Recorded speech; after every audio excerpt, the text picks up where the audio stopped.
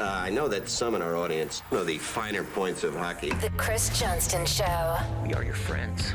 The biggest stories, bringing you inside the game. What did you hear? The Chris Johnston Show. What is going on? Here's Chris with your host, Julian McKenzie. Part of the game.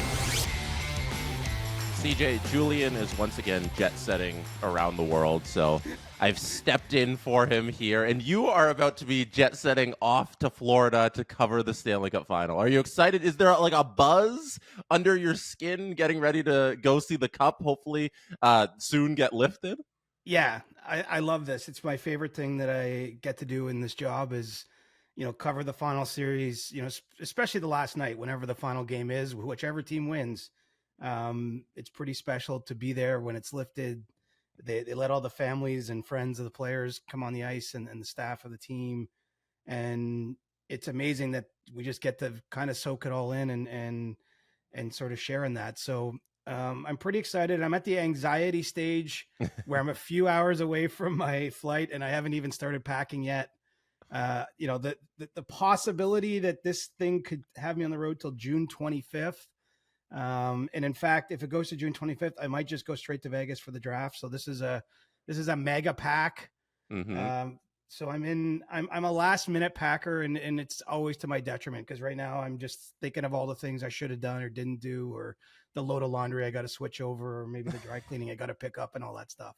That's what I want to know when you mentioned the packing. I want to know are you a pro at it now? Like, do you know what you need on a road trip and everything? You're like, because you leave it so last minute, you know what you need, or is it like every time it's a panic? No, I know what I need. The X factor here is, I don't go to Florida in June too often, so there's kind of like an extra set of casual clothes that would be needed, shorts and the like for, that kind of stuff. But I mean, let's face it, it's more or less the same pack every time. It's just also the length of this trip that's certainly unusual. The possibility that it's that long. Funny thing is, if it's a sweep, I'll be home in 10 days, and it won't be that big a deal. But yeah, I'm down to logistics right now. But underneath the logistics, there's certainly a bunch of excitement, and I think it's going to be potentially a very special series. I mean, we'll see what plays out, but I think all the ingredients are there for something pretty memorable. Mm-hmm. I'm excited to hear your journey just back and forth as a media member from Florida to Edmonton, because the travel has obviously been a big deal because it's the furthest ever Stanley Cup between two teams. So I'm just excited to hear your plane trips back and forth and how that's going to go. Yeah, I was doing an ESPN radio hit down in the States and like, oh, it's good for your air points. I'm like, I guess it is. I mean, hadn't really viewed it that way myself, but it's literally each one-way journey is about a trip to Europe from Toronto. I mean, it's basically 10-hour travel days when you factor in that you have to connect somewhere. And, I don't mind flying. I've always said, half jokingly, but half serious, I benefit from having short legs because I fit nicely even in the most comfy of airplane seats. And I usually just chill out, do some work, have a nap, whatever it is. So, I'm not too bothered by the travel aspect, but let's catch up in 2 weeks' time. Maybe if there's a bunch of massive delays or you end up having to spend a night in a random city. I had to do that once actually in the San Jose Pittsburgh final. I had all messed up travel one of the games, and I had to spend a night in Chicago between games. Oh, wow. And I literally flew in to Pittsburgh the day of whatever game that was, game 5 or 6, whatever it was at the time. But sometimes when you have these long journeys, you end up in places you don't expect when the day starts. Mm-hmm. I guess there's a reason they call this the Short King Pod with you and Julian. Yeah, man. That's why Julian can jet set. I mean, we haven't seen Julian. He's on a plane, but he fits in nicely in those seats. I mean, a tall guy like yourself, I'm sure you got to really think about where you're going to sit on the plane. Whereas I'll take whatever middle row or whatever seat you want to give me. I don't remember the last time I didn't have to pay extra for the exit row seat. Like, I had to choose that seat because I'm 6'4", so I can't just fit in any seat. So I always get that extra exit row seat. So that's the inconvenience of not being a short king. Exactly. So there's benefits. I mean, we take a lot of shit over the years, especially when you're a kid, being a short kid, but it pays off in some ways too. All right, so the Leafs somehow, even though the Stanley Cup Final are about to get out of the way, I guess this lull in this period between the conference finals and the Stanley Cup Finals has allowed the Leafs to make the NHL news about themselves. And the latest is Mitch Marner, obviously, because that's the biggest story around the team. And LeBron spoke to Brad Treliving, and he got some quotes about Mitch Marner and that situation that's going on. I want to read them to you, and then I just want to get the dump of your notebook on the latest on Mitch Marner. Sure. So Pierre LeBrun spoke to Treliving, and Treliving said this: the thing I would say is be very, very careful of what you read out there. Mitch is a hell of a player. He's going into the last year of his contract. We're not going to comment on any players, any business that we conduct. We'll do that between Darren Ferris and us. We're not going to do play-by-play on it. We've got to look at every possible way for our team to get better. CJ, what do you know about Mitch? What's the latest on his situation? And Darren Ferris's reports, reportedly talking to the media and getting some things out there through the media. Well, what I'd say is right now, everything remains on the table. And I don't think the Leafs are locked in on it has to go a certain way. They haven't, for example, said internally, okay, we have to trade him or we have to extend him. I think that they're approaching this still with an open mind and a range of possibilities. And part of that is because of the control that Mitch Marner has in his own situation. And so this is probably going to play out a little bit more slowly than I think people want it to at times. Because remember, Mitch Marner isn't eligible to sign an extension until July 1st. Obviously there can be some discussions ahead of time, but it just doesn't seem like at this point in time, he and his side are all that interested in exploring an extension ahead of time. And so, what that does is I think, the Leafs are going to go through these next few weeks. They're going to get to the draft. I mean, there's lots of other business that they're involved in beyond just the Marner file. And at some point in time, they're going to have to broach the subject of, okay, is there an extension at all? Or is it just an absolute no? Is he going to play it out? And look, at whichever way it goes, Mitch Marner has the contractual right to do that. I mean, it's his call, but I think that how that all, the interplay back and forth might partly inform what happens there. And, look, the Leafs probably internally understand if they bring Mitch Marner back next season, there's a possibility they're just walking him to free agency. I mean, that possibility remained for William Nylander last year. There were very little talks between the Nylander camp, basically from the draft in Nashville until training camp. There was almost no discussion with the Leafs. It did start up again in September when William got back to Toronto and over the course of a couple of months, plus how he played, they finally got to a spot where they extended him. But, I think that the Leafs are going to have to be cognizant of that. And, of course, other teams are going to call and say, would you move Marner? And then I think the Leafs will at least have to listen and see what the deals look like. And so, I realize that this is not giving everyone what they want, that everyone wants to know how it's going to end. I really believe that all paths remain open and, it's going to be a delicate dance. It might ultimately come down to a spot where the Leafs have to sort of press Darren Ferris, Mitch's agent, and say, okay, is there any extension possibility? What would the number be? Is there any, will you move, is no move? And, they're going to have to find a way to make this work. But, I don't think the Leafs are 100% committed to bringing him back, but they're certainly not 100% committed to trading him either. I think, basically, the one thing that remains from the end of the season is management came out and said everything is on the table this summer. That is a difference from previous summers. And this is obviously only Brad Treliving's second summer as a Leafs GM, but basically every other year when the season's ended, the Leafs management or upper management were saying nothing's got to change here. Everything's fine. We'll tinker around the margins. I think they're certainly looking at bigger changes possibly, but I mean, we'll have to see how this goes with Mitch Marner. I mean, I think that he is quite comfortable playing this right to free agency next summer for him. I mean, imagine if we're getting way ahead of ourselves now. It's almost 13 months from now, but imagine if he became a free agent July 1st, 2025. I mean, when's the last time at that age, a player in his prime has become a pure UFA? I mean, might be John Tavares, actually. Might be the best equivalent. Mitch Marner, 90 plus points every year, still on the right side of 30. If your team looking at signing him, I mean, that's a pretty lucrative possibility for him too. So I think this is playing out slowly. I know the lines of communication remain open, that there have been ongoing sort of discussions about the situation, where everyone's at. And so I don't think it's not good or bad. I just think the Leafs are feeling their way through this, and we'll see where things, I think by the draft and into July 1st, we should have a better sense of where this is probably headed. Do you see the Leafs coming to the conclusion that they can just have Mitch Marner on the roster and walk into free agency, or would a stalemate in the negotiations force him to waive his no moves and find a trading partner? I think they're very wary of making a bad trade, which, you would be every time you're making a trade. But, if you're considering trading one of your franchise's all-time best players by points, by the kind of records Mitch has racked up, still in the prime of his career, I mean, the possibility of that going awry, like you might never come out from under that. So I think that they're not going to commit to ever, like, we have to do this. I think that, it's more about what the marketplace yields, what they hear back from the Marner camp. I mean, look, I think that they would walk him to free agency if they had to, partially because they have no control over it. I mean, he literally has full control. Now, it's very, very rare for a player when he's made to be felt unwelcome or that the team wants to move on to say, well, I'm not moving, and just you deal with it. I think that's much easier said on a podcast than lived in reality, right? I mean, it's much easier for us to say, oh yeah, you could just say that. But imagine saying that to your boss and having to go to work every day, having your teammates maybe know that. I mean, it would be uncomfortable.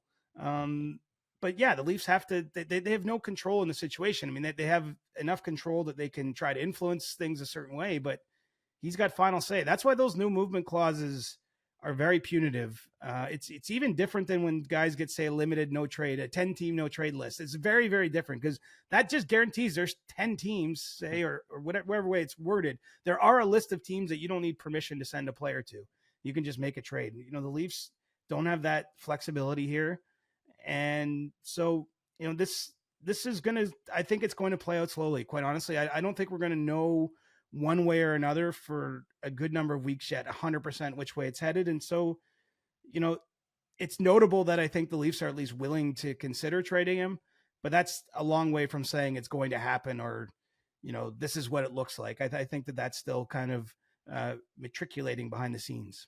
Right. And last question on this, just because I think people are curious. Do you know if if Brad Treliving has made any calls to other teams, or if teams have inquired to the Leafs about Mitch Marner and the possibility of a trade, or is that still going to just play out over the next weeks and months? Well, the one benefit of all the noise around this is I don't think Brad Treliving has to make any phone calls. I mean, I think that, obviously as part of his job, he's talking to GMs every day around the league, but I think the other GMs are curious more from his end, how he's viewing this. They're seeing their media reports, they're seeing the speculation, and so absolutely, I think teams are what we call tire kicking to see what it might take, and it would be an intriguing trade if it happened. I mean, it would be a blockbuster no matter what the return is. It would be one of those moments where you're literally drawing a line, and it's like everything that it's like before the trade and after the trade. And it really is a demarcation point for the franchise if something like that happens. And I don't think it's gotten anywhere near a stage where they have to take anything to Marner camp or anything like that. But certainly, this is an important window. I mean, on the surface, nothing is happening in the NHL right now, right? Like there's not a lot of announcements of any sort. We did have the McDonough trade and the like, but there really isn't a lot happening on the surface. But beneath the surface, all the dominoes are getting lined up right now for trades that happen at the draft, for what plays out on July 1st when free agency opens. Not to say there's tampering in the league, but there's certainly lots of general discussion about, well, if you had a player like this that could fit this need, there's a lot of lining up the dominoes right now, I think. And then, once we get through the Cup final, you push the first one and they all start to fall. So, I think this is a really busy period of non-activity that's obvious, but a lot that's getting lined up behind the scenes. And, the Marner conversations will be part of that too. Yeah, there's no tampering in the league, but suddenly on July 1st, deals are just all negotiated and the pen is to paper and they're ready to sign, but nobody's ever talked before 12:01 on July 1st. So, no tampering. They don't even hide it. I mean, some of the announcements come at like 12:15, like right after. I kind of get it though, because it is just a supply and demand thing, right? So if you're an agent Well, it goes both ways. If you're an agent with a client, whatever, a left winger who's, could play on the top two lines, there's maybe 4 guys like that fit that out there. And then, so you're trying to make sure you get your client to the best spot possible. If you're a team with a specific need and you're like, there's only about 3 guys I could see signing for this need, you have to be sure. And so I just think the market forces kind of bring it together. I don't think all the deals are fully cooked. Don't get me wrong. I mean, some obviously are. I think, some of them do come down to that day. And often we see pretty good players go to the second or third day of free agency because things don't fall their way. Even the way the Leafs got Max Domi and Tyler Bertuzzi, both were looking for more on July 1st last year than they got. They're looking for more security, especially longer term contracts. And then the Leafs were able to circle back and get them on 1-year deals on the second and third day. So, it's not all fully done. I don't want everyone to think it's a massive conspiracy theory, but certainly, I think there's a fair bit of, especially for things like goaltending. I mean, there's only so many goalies. I think a lot of it does get sorted out, ahead of July 1st. Probably not by June 6th is it sorted out, but I think the conversations are at least starting to happen on a high level. This wasn't the only piece of news that the Leafs made this week. They also brought in an associate coach. They haven't previously had associate coaches, so this is kind of a new spot for them. Lambert comes over after a stint on the island, 2 years as their head coach, and they let go of Dean. So we've on the Steve Dangle podcast, we've been calling him a Chenoweth, but that's not correct at all. Chanot is his actual last name. They let go of Dean Chanot. So those two pieces of Craig Berube's new staff, one going out, one coming in. What do you make of that? Yeah, well, in Dean Chanot's case, he was on an expiring contract, and so they're just letting that expire and letting him essentially become a free agent. Obviously there was a world when Craig Berube's first hired where maybe they have a conversation or there's a fit there, and he could have been extended. So he moves on, and in Lane Lambert's case, I think what really drew the Leafs to him is all the time he spent working with Barry Trotz. He had 3 seasons with Trotz in Nashville many moons ago. He went with him to Washington, was part of the staff that won the Stanley Cup there in 2018, and then followed Trotz to Long Island as an assistant for a number of years before ultimately replacing him as the head coach when Trotz, moved on from New York. And if you look at what was some of those teams known for, was a lot of structure, strong defensive play throughout the lineup. I mean, you look at the 2 teams the Islanders went back-to-back to the Eastern Conference Final with 2020 and 2021, I believe it was. Those teams were not the most skilled in the conference, but they got a lot out of the lineup. They played a specific style. The Capitals finally got it together too, in some ways defensively, after being a little too high-flying prior to Trotz's time there. And so I think that the Leafs really view that experience, maybe more so than his head coaching experience. It was kind of mixed results, I would say, for Lane Lambert as a head coach, but he's been part of some pretty successful staffs. And I think that the Leafs are bullish on his ability to help draw more of the defensive side of the game out of this team. And some of that will be addressed, I would think, with the roster moves we see this summer and what the Leafs look to, do in free agency and maybe on the trade market. But that's kind of where he fits in. And obviously highly, highly experienced guy. That's why he gets the associate coach title.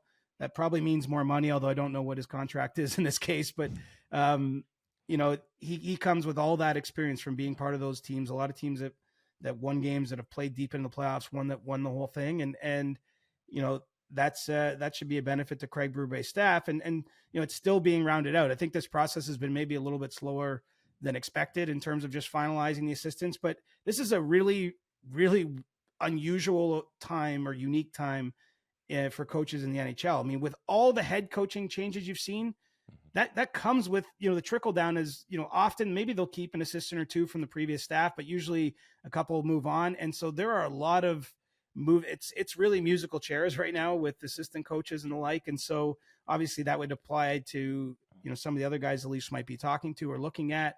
They're probably in the running for other jobs, pretty safe to say. And we'll just have to see how everything breaks down. I should mention too, the Leafs did something a little unusual last year with their assistant coaches. They had 4, which is more than usual. And they essentially were like coordinators kind of in football.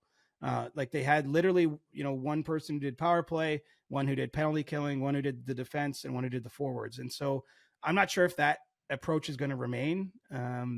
But it's something to keep in mind because, right now they still have Mike Van Ryn and Guy Boucher under contract. And now they've added Lane Lambert, but there would appear to be at least one more spot there, and we'll have to see how the duties are exactly divided. I don't think that's all been 100% determined just yet. Is there, because Manny Malhotra also moved on from the Leafs organization, and you mentioned the two that are still remaining. Is there a chance they move off of Guy Boucher and Van Ryn, or are they sticking around, or is that confirmed or not? Not confirmed. I would expect Mike Van Ryn especially will stay. He's only had 1 year on the staff already. He happened to have worked with Craig Berube in St. Louis, so there's that continuity there.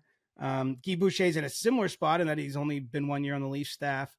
He ran the power play last season, and that didn't go that well. It went well for a time. I mean, the Leafs had pretty strong power play through the first 4 or 5 months of the regular season, but towards the end of the year and in the playoffs, it let them down. And so, we'll have to see where they land there. I mean, I think there's a possibility, given Guy Boucher is also quite experienced, right? He's been a head coach a couple of occasions, known for actually teaching defensively strong teams. I mean, maybe his responsibilities are shifted. That's not totally unprecedented. Maybe they bring in someone just for the power play and he, takes on a new portfolio. I mean, there's a lot that goes on. Coaching has expanded a lot in the last number of years in the NHL. I mean, most teams now have 2 video coaches, as the Leafs do.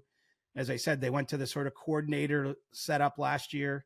And then you've obviously got the person at the head of the staff. So, it's still waiting to see how everything shakes down with the Craig Berube and his staff in Toronto. But, Lane Lambert, I can see how they landed there. And for him, it was probably a question, do you want to wait around to maybe be, because he still was under contract to the Islanders, so he would have been paid. Translation. Right. Do you want to wait into next season to be an available option for an in-season coaching change, or do you want to take that step back and go the associate role? And obviously they managed to convince him to do that. And I mean, they're hoping he brings some of that Barry Trotz magic, because Trotz certainly was known for getting the most out of his teams when he was a head coach in the league. This episode of the Chris Johnston Show is brought to you by Shady Rays. Get ready for the season ahead with quality shades built to last. Our friends at Shady Rays have you covered with premium polarized shades that won't break the bank. Shady Rays is an independent sunglasses company offering a world-class product rated 5 stars by over 300,000 people. The shades have durable frames and crystal clear optics, making them the perfect choice for all outdoor adventures. You've seen us hype up the product before. You know how great they look. Go get yourself a pair right now. Plus, if your shades ever go missing or take an unexpected hit, don't sweat it. They have the most insane protection in all of eyewear. Every pair is backed by lost or broken replacements, and if you don't love your shades, exchange them for a new pair or return worry-free within 30 days. There's no risk when you shop. Their team always has your back with personal and fast support. Go to ShadyRays.com and use the code Johnston for 50% off 2 or more pairs of polarized sunglasses. ShadyRays.com. Use the code Johnston for 50% off 2 or more pairs of polarized sunglasses. And the last piece of Leafs adjacent news, Amazon dropped like a preview trailer of their new series that they're doing, which is basically the equivalent to, if anybody out there has seen Full Swing on Netflix for the golfers, or Drive to Survive, the F1 show on Netflix. And this comes from the producers of Drive to Survive. Actually, they've hired them and make this doc and follow around a bunch of NHLers and do the inside look on their lives. William Nylander was featured in the preview trailer along with David Pastrnak and a couple other NHLers, and we got a full list, and they say among others at the end of this list, but some of the names they mention that'll be featured in the in-depth doc is Connor McDavid, Matthew Tkachuk, Jacob Trouba, Leon Draisaitl, David Pastrnak, Jeremy Swayman, Quinn Hughes, Jack Eichel, Willie Forsberg, Philip Forsberg, and Gabriel Landeskog. So CJ, I know you know some things about what's been filmed already, but no spoilers for the people out there. But do you have any insight on how this is going to roll out, what we can expect out of this series and out of these players? Well, I know this is something the league's very excited about. And, they got I would call it a little bit of a late start on the project. From what I understand, like the director first, I believe he came to Toronto at the All-Star weekend and met with some of the players to start to lay out a vision of what they'd be asking for. I think they filmed some of the initial scenes in March, but it's late in the season to start asking for players for access to their lives. Obviously they have cameras behind the scenes in the playoffs. I can tell you, being on the ground in the Leafs Bruins series, there was a camera crew following Nylander everywhere he went. And he had kind of a newsy first round, right? There was those games he missed with the migraine issue to start the series. He scored a couple goals when he came back. So I'm sure you'll get that sort of requisite behind the scenes stuff from the ice rink, from the hockey rink. But I think they really want to tell the stories of the players themselves, and in some cases maybe their family members. And so I don't know to what degree they ended up being able to get access to that thing. I do know they're hoping this is more than just a one-off. And so let's hope it's good enough that, they can take an even better run at it the next time around. But the other thing I was told early on is that they plan to basically overfilm, right? Like they're filming a lot of different players just in case, because, when you start in March and even April, you don't know which team's going to be playing for the cup. And obviously the teams that play the longest, I think those players will probably be featured the most prominently. And so you're looking there at Connor McDavid, Leon Draisaitl, and Matthew Tkachuk, who are, part of the two teams contesting the Stanley Cup Final. I think you'll see a lot of them. I know with Nylander and Pasternak, obviously they played together, and so did Talia in Sweden as kids, teenagers. Their friendship goes back that far. I know that they did something together, and it's only natural the way it turned out. The Leafs and Bruins play in the first round, and one of those two scored the overtime winning goal in Game 7. I won't spoil that in case you missed what happened there. But I'm sure that's a neat little storyline in addition to what was going on with Nylander. And I think they really do. I really like the full swing, Jesse. I'm a golf fan in my day-to-day life, and I love the 2 seasons they've put out of that show. So I'm very optimistic we're going to see the players in a different light. That we're going to, I think hardcore hockey fans have an appreciation of what the battle is like to win a Stanley Cup, what the players go through. But, there's a chance to draw casual viewers into that, because some people, like I watched the tennis documentary. I can't remember what that one was called.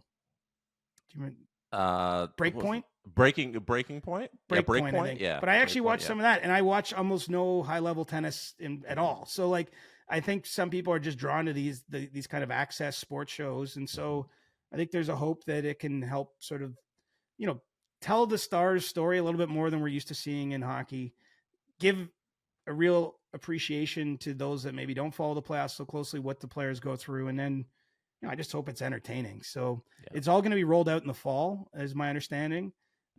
So we get the little tease now, we get the names, and we know kind of, you can start to see where the storylines might go, but we're going to have to wait till October or so, I think, before we see the final product.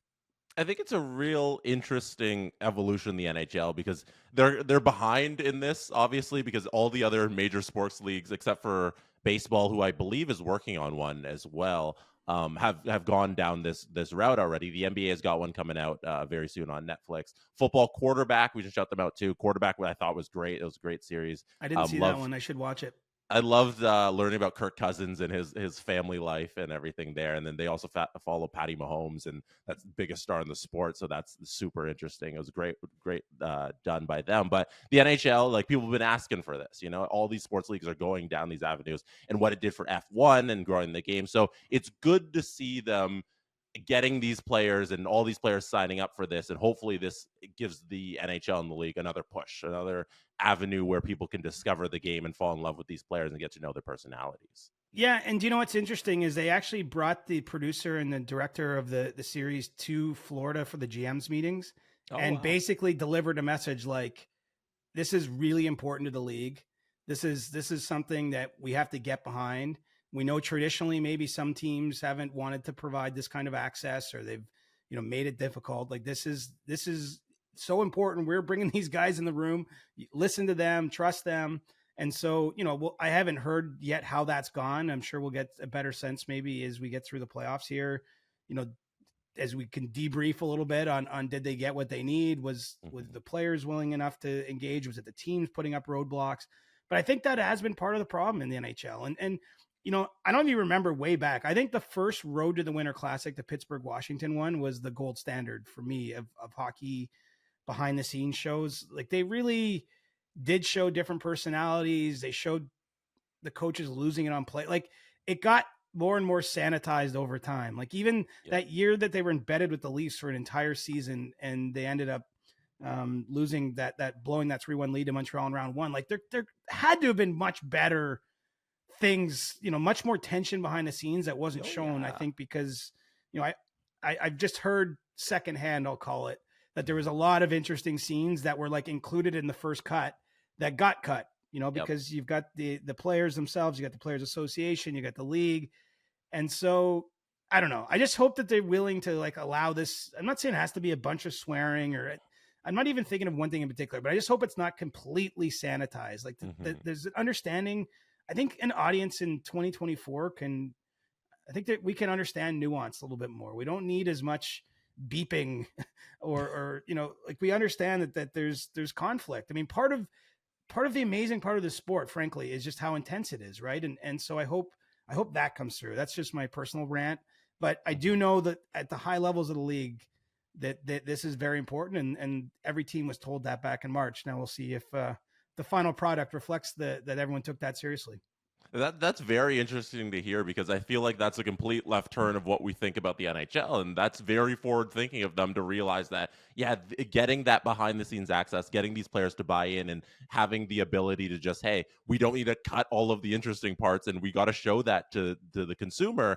Like, that's a very good to hear that the NHL is fighting for that behind the scenes, because like you said, you mentioned the Leafs doc that the Amazon did in the 2021 season when they blew it to Montreal. I was so upset with what we didn't see, because I remember the ending of that too. They just kind of lost, and that was the last episode, and there was no follow-up, and that was it, and everybody just kind of moved on. It's like, we don't want to talk about this loss, and I was like, no, this was an epic collapse, and we need more from this. And didn't it just end on like kind of like a still camera, and it was like Marner and Matthews just kind of like heading their hands, but like we didn't get any interplay behind the scenes of what happened there. Like, in fact, the most memorable scene for me, I mean, there's lots of funny lines and stuff that but like Sheldon Keefe giving it to his team before overtime in Game 6 when they got a chance to win the series was like the most real and raw you saw. Mm-hmm. And then it's like, oh, and by the way, they lost Game 7 and it ended. The end of the series was completely rushed. Like there was no details in like the final, like Game 6 and Game 7 were like 10 minutes worth of the series, and then they just ended. And that was the last episode. It was completely, I think, fumbled at the end there, because the Leafs were so interesting. They collapsed again. And here's the thing: I've done this as a reporter. They went wanting to tell one story, and they didn't embrace the story that fell in their lap. Yeah. And it is, I can tell you, like, I can't even imagine putting together a project of this size, like editing as many clips and everything that they would have to over an entire season. Like, it's easy for me to sit back and chirp these guys, but you sometimes show up at an arena. Maybe I go to Game 1 of the Cup Final thinking I'm going to find one story. And if you hang on to that too long and you don't embrace the one that's in front of you, I think it shows. Like, it just felt uneven. And that's what happened. They were there to tell the story of the year the Leafs got it right. Like, and the Leafs got it incredibly wrong. I mean, I think if you look back at all time, I mean, with time we get more appreciation for what it means. Like, that was the ultimate fail of this era of the Leafs teams. I mean, they were by far and away the best team in the North Division that was reconstructed for the COVID season. They had a path to the conference final through that division. They had beat every Canadian team soundly all year long, and then they fumble away a 3-1 lead against Montreal. I mean, it just that I'm not going to say that was their one opportunity. They've obviously had some since, but that was probably their best opportunity, and maybe their best version of this team too. I mean, it depends how you view that, but I think there's at least an argument to be made. And so they missed the story. They went there to tell the good story, and they didn't realize, hey, the flip side of the coin is actually more compelling anyway. Yeah, like, and I think back to some of those scenes. Like, we got a lot of Justin Hall in his backyard, like playing golf and chipping into his backyard green, like that kind of stuff. And none of that in retrospect matters, because we wanted to see this great team that won the division and the collapse that ensued. And that wasn't what they told at all. And you remember like the scene where Dubas and Shanahan are making a trade, and Dubas turns to Shanahan and he gets the thumbs up to do the final deal. And like, that stuff was super compelling, and we saw so little of it. It was just that one scene, and we wanted more of that. I love that Paul McLean, he was he was like a coaching advisor, and he's like, these guys got demons in their cars, demons under their beds. Like, that was a pretty lasting quote. And I think he was right. Mm-hmm. I mean, this is the flip side of everything. Like, I've thought about this in a lot of ways. you have to remain patient with teams. This doesn't just apply to the Leafs. Like, you have to let things play out. But at a certain point, if they don't change the results, the fact you've been patient, like that works against you eventually, right? Mm-hmm. And so you're always trying to thread that needle, and it just feels like the Leafs haven't quite knocked down their demons yet, because I keep going back to the fact they lose games like in overtime in Game 7. Like they're not. Florida series last year, I guess, is an outlier in this, but it's not like they're getting swept. It's just that they get to the moment where they can get it done and they can't get past it.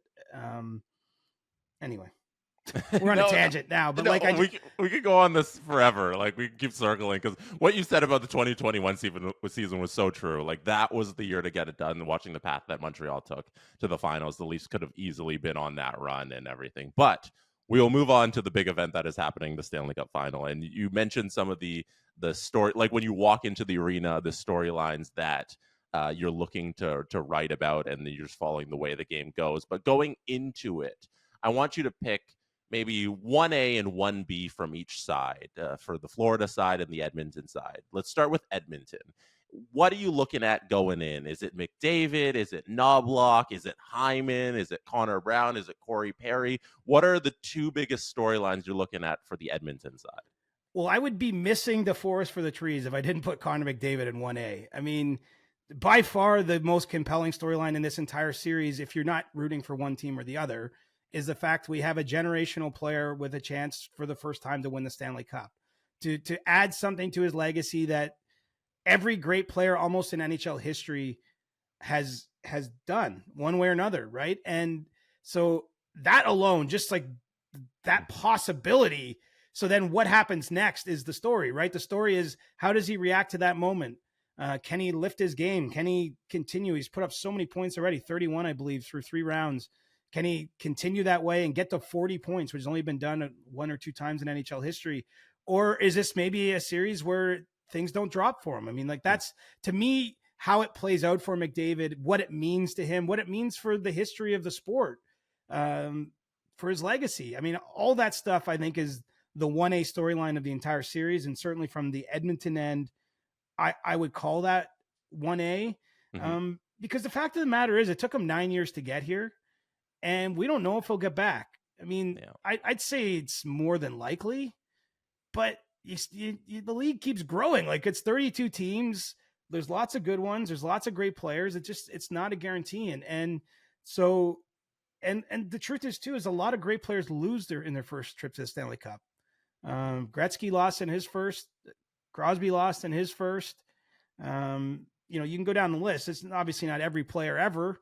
Ray Bourque lost with, cups with the Bruins and had to win the one in Colorado, but we just, a lot of players that end up as, top 10 all-time players or all-time scorers, they also have to lose before they win. And so that's part of the dynamic. I know that Chris Knobloch wants us to focus on the Bills losing 4 Super Bowls in a row, but what a quote from him. That was awesome, especially because he's not, he's a very calm, measured guy at the podium. Like, he's not looking for the Paul Maurice is the soundbite king, right? Yeah. Chris Knobloch is not normally the soundbite, but I don't even know if he meant that. I think he literally was just answering that, and it became the soundbite from this. It went run. like super viral in all of sports avenues. It was a great quote. I saw a bunch of people in Buffalo like getting mad about it. I'm like, what are you mad about? It's just a statement of fact. Yeah, NFL people like picked it up and were like, we're rooting for Florida. We got to go with the Panthers because screw this guy. All he's just saying is they went to multiple finals and they weren't better for, their past Super Bowl experiences. They kept losing in the big game. I mean, anyway, I think it hurts a little in Buffalo to think about it. Yeah, I would imagine. I mean, can you imagine going to 4 straight championships and watching your team lose? Yeah. Like, imagine that happened in Steve Dangle and the Leafs. I don't know. I think that would be the breaking point. Like, at that point, you're like, I give up. It's not meant for me. Right. It's just not meant to happen. No. So my second storyline for Edmonton, that one's a little tougher, like, because I think there's lots of different ways you can go there. Like, I'm very intrigued by Stuart Skinner and how he gets through this. I mean, he kind of low key had a great performance in the conference final, but I think people are still thinking about, in the Vancouver series in round 2, he got removed for a game, had some tough nights there, talked about his own struggles, like, pretty openly, full credit to him. But you just, there's a little bit of unpredictability, I think, about what you'll get from him in this series. And Hyman, I mean, I love the Zach Hyman story, honestly. I mean, just to become a 50-goal scorer, to be the guy leading the league in goal scoring in the playoffs is pretty incredible. He was a Florida Panthers draft pick. You may forget too, was Zach Hyman. So he's going against the team that he could have been for. And obviously just knowing Zach a little bit from his time in Toronto, I'll be watching him closely. I don't have like an overriding one, probably the goaltending though. I think if Edmonton's going to win the series, you need that first line to be game breakers, but also, they need Stuart Skinner to keep playing well. And so, he's going to be under a microscope even greater than he has before. Would like to see how he gets through that. From the Florida end of things, I think, I got to start with Barkov.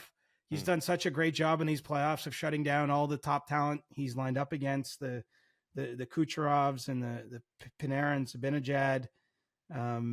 Really, I don't know the exact numbers, but I know that there's not been many goals against when he's been on the ice and he's been drawing the very difficult assignments.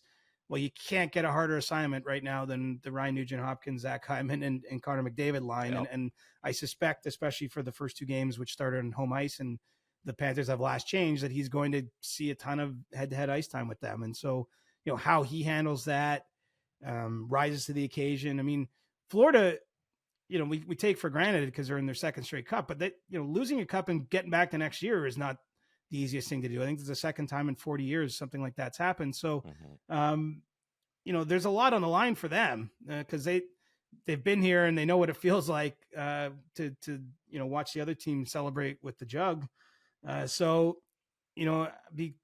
Be interesting. Like they're probably favored in this series, right? It's a little different dynamic than last year with Vegas, where Florida was kind of a Cinderella run in some ways. This one hasn't felt Cinderella at all. I mean, this is a top team all year long, and that's gone quite methodically through the playoffs, and now they're expected to deliver. So, Barkov's my one story. What's my two? I almost want to say Tkachuk just because he's such a personality.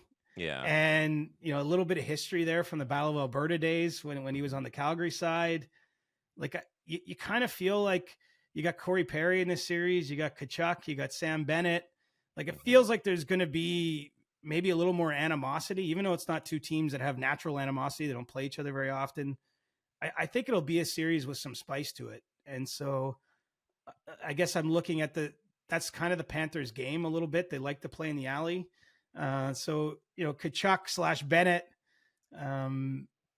intrigues me to see, does that become a positive thing for the Panthers? Are they able to get Edmonton off their game, or does it be something we're talking about like, oh my God, they're taking so many penalties and the Oilers are making them pay? I mean, I think that is a big dynamic for the series, but I mean, lots of personality in this series and, just being in Canada it's different. I mean, I'm a Canadian.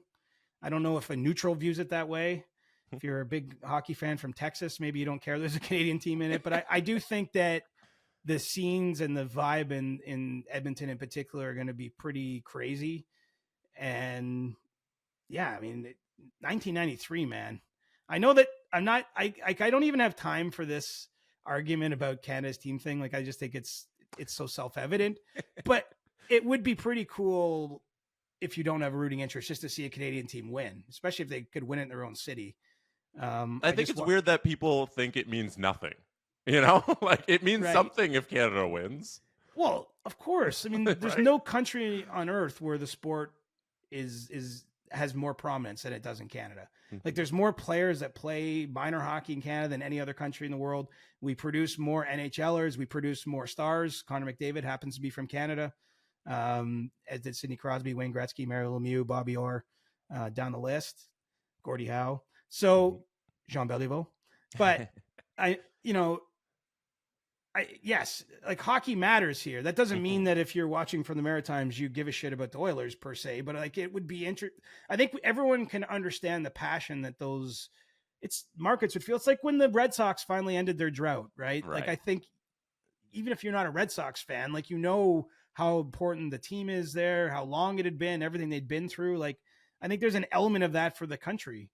It's funny. I just watched the Riot documentary that the 30 for 30 that ESPN did in Vancouver. And I'm hoping there's not a riot is my only thing if that happens. Cause like, I think like it's such a huge civic moment, right? I mean, and there's a lot of emotion wrapped up in it. So I'm excited to be part of a series that includes games in a Canadian city. Cause it hasn't really happened much lately. Like I know Montreal was there, but that was COVID times and there wasn't even full buildings.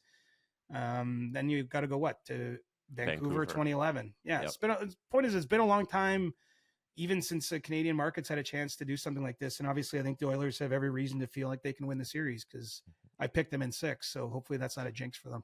Is that your official pick? That's what we're going with? That's my official pick. Okay. I picked them to start the year. I mean, it's funny because there you go. I didn't have to amend that pick in November. I'm glad I didn't, but I wouldn't be telling you what my pick was if that season had gone the way it looked like it was going in November. But I was among those picking the Oilers right from the beginning. And I think if you look at their underlying numbers, like they were the best team in the league this year. You know, obviously just had a really terrible start. But Chris Knobloch's been the right coach for the group. And, you know, Evan Bouchard's emergence, trading for Matthias Ekholm, the previous trade deadline. Like I think they've brought together a pretty solid team. There's no perfect teams in this league, but it's going to be tough for the Panthers to stop them, I think. No, it's going to be there's so many different storylines you think about going in to this Saturday in the Stanley Cup. And one thing I wanted to throw out there on the Florida side and the Tkachuk Huberdeau trade and how that's going to be looked at in history if Tkachuk ends up winning a Stanley Cup in Florida. Like, do we look back and say that's one of the greatest trades ever that Florida was able to pull off? You get this player who, if he leads the team in scoring or something like that in the Stanley Cup final and ends up and lifting the cup on their behalf, like, is it one of the greatest trades of all time? Like, does it enter that lexicon for the NHL? I think so.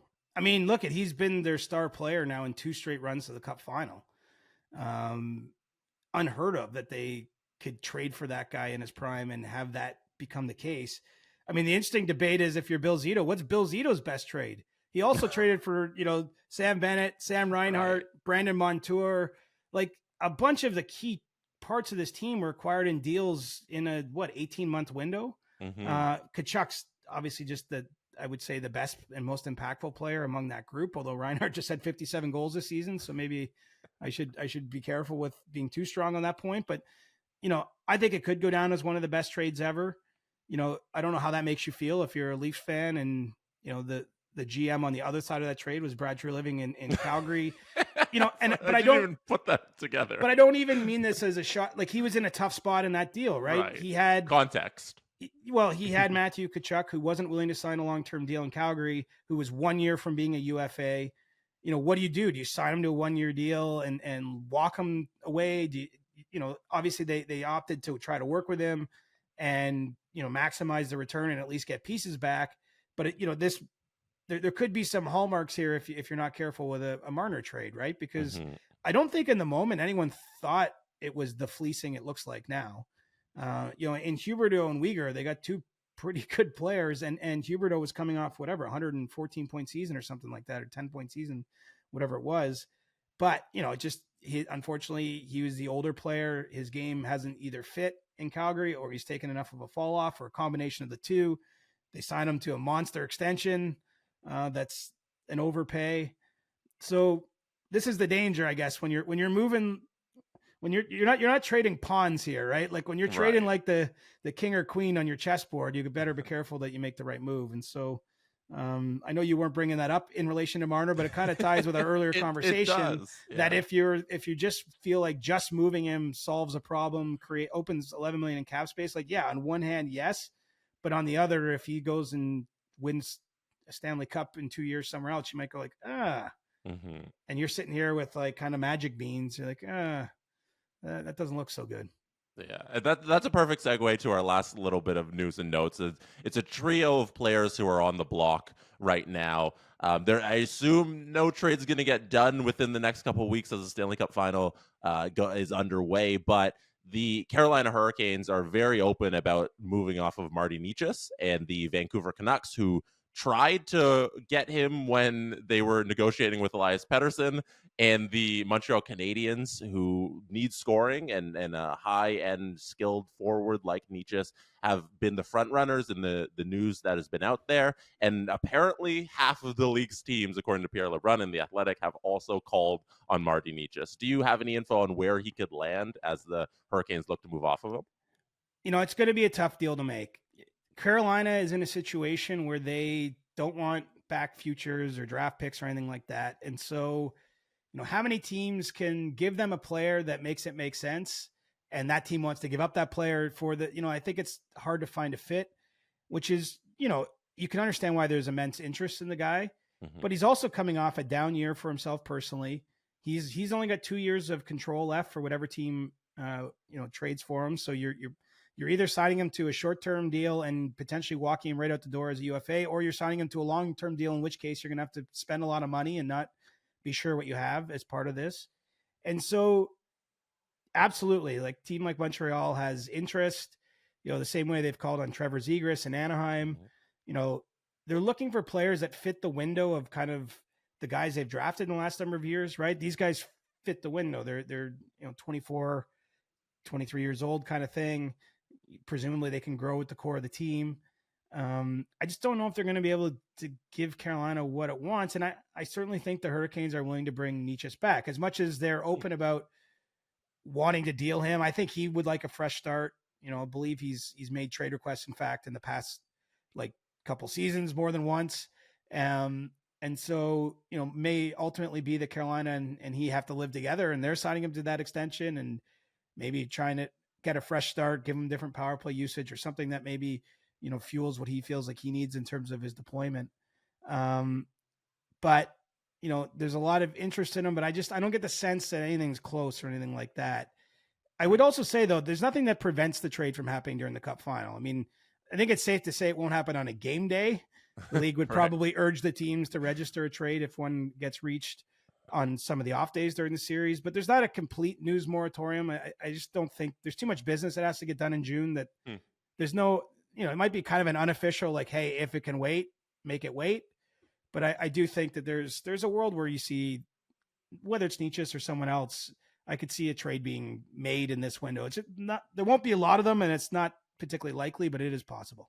Okay. And I guess because there's so many off days in between the games, you have those 2 off days in between a lot of the games, that a trade could easily happen between GMs, and the league's okay with that news getting out. And you mentioned Trevor Zegras to Montreal. The last 2 players who are on the block, Pat Verbeek was talking about how John Gibson and Trevor Zegras could potentially be moved in Anaheim. Are they trying to win a lot sooner than we think? Or are they like, why are they moving off of their starting goaltender and their star player? Well, the goaltender's easy, I think, because they have a goalie named Lucas Dostal, who's coming off a really strong rookie season. He just played for Czechia at the World Championships, was named the goaltender of the tournament. In fact, he made 104 saves on 107 shots in the last 3 games.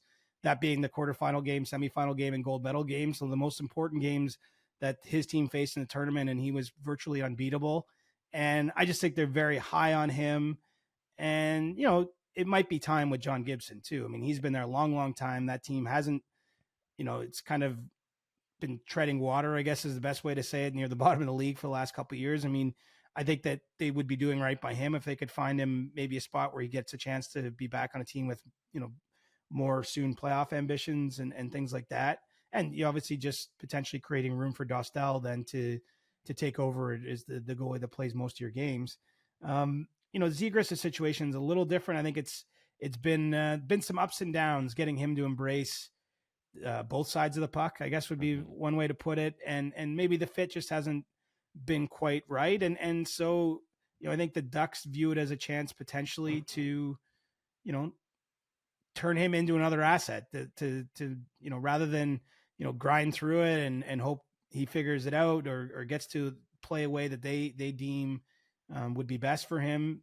I think that they'd be willing to move him. So, it's two different circumstances, but obviously 2 fairly big name players and players that I think will create a little buzz around the league, especially because you look at the goaltending free agent board. I mean, there's not that many slam dunk choices. Certainly not. There's not a lot of goalies that you could sign out of free agency and be confident you can give them 40 starts. I mean, it's not to say they can't do it. Laurent Brossoit has had a number of really strong seasons the last number of years, but he's been in the 20 to 25 range games wise. So there would be a bit of an uncertainty if you signed him and gave him basically half the team starts. How he would handle that workload, how that would go is a little bit of an unknown. I don't know where John Gibson's at in his career because it's been so long since he's played what I'd call big games that really mattered on a Ducks team that's been rebuilding. But certainly if you look over the entirety of his body of work, I mean, he's had a lot of big seasons for that team, especially early in his career. And so I think, if teams end up going the trade route, if they don't get a Linus Hallmark, if they don't get, UC Saros, it sounds like Nashville's going to try to take another run at signing, but perhaps he could be had.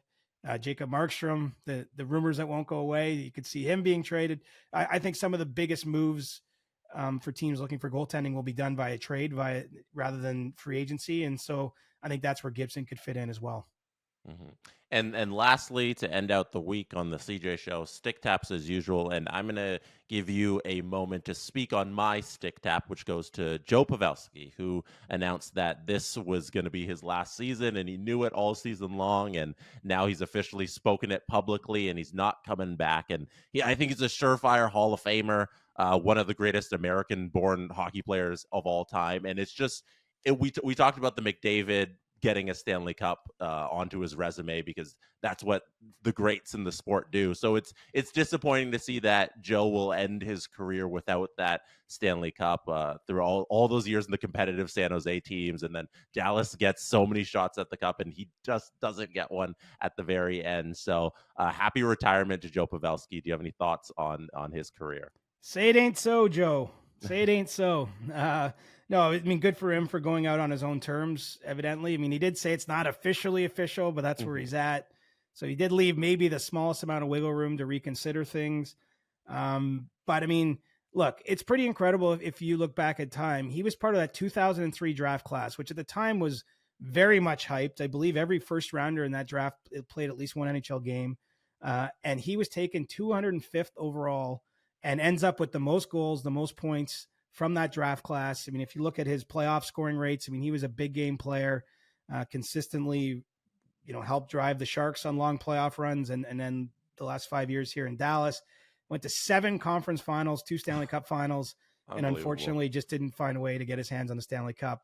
And, he's been remarkably consistent even into his late 30s, but, maybe the wheels started to fall off a little bit. He didn't produce much offensively for the Stars during their run this spring. And so might be the right time to go, but you hate seeing classy competitors go out there and I'm not cheering for teams, but I wouldn't love it if he had had a storybook ending and, you see him taking the cup around the ice this spring and then, doing an interview with Kyle Bukauskas or whoever on the ice and saying that, I'm going out on top, there's something to be said for that, but it doesn't, let's face it. I mean, this sport, you lose more than you win. Even the Hall of Fame careers, the guys with 5 and 6 Stanley Cups still lost 10, still didn't win 10 other years. So, it's just how it is, but yeah, Joe is class act and I might as well give him a stiff cap too, because I'm talking here for so long. So yeah. I was going to give mine to Owen Beck, the Memorial Cup MVP and the pride of near my hometown, Coburg. I believe he's from Port Hope area. Or Coburg, actually not sure, but he's from Northumberland County, pride of Northumberland County. Owen Beck, Montreal Canadiens draft pick, and had an MVP performance at the Memorial Cup for Saginaw. Oh, that's awesome. Yeah, that was a great win by Saginaw because London, everybody was on the London Knights and Saginaw just there and the home host team, I should say, lifting the Memorial Cup. That was a really good game, really good to see for Saginaw. Well, they blew a lead in the game too, right? And so it looked like London was going to roar back and win, and they still found a way to get the late goal and looked like a lot of fun too. It seemed like on social media they had a good party afterwards. I think that's understating it. They went really hard for that championship, and this weekend, the beginning of the next run to the next championship, the Stanley Cup. So CJ, I hope you have a safe flight this afternoon. Enjoy Florida. Pack those shorts. I hope you got a lot of them for your runs and the heat down there. It's going to be, I think, a really good time for you the next couple of weeks down there and up in Edmonton. Thanks, buddy. And thanks for stepping in for Julian. It's fun to do it with you. Oh, no problem. I think I'll see you again on Monday, if that's the next time we're doing this. Oh, wow. Yeah, I think one more with me. Man, I got to get Julian's work schedule. Love you, Julian. The Chris Johnston Show. Inside the game, twice a week. Follow Chris on Twitter @ReporterChris. And follow Julian McKenzie @JK McKenzie.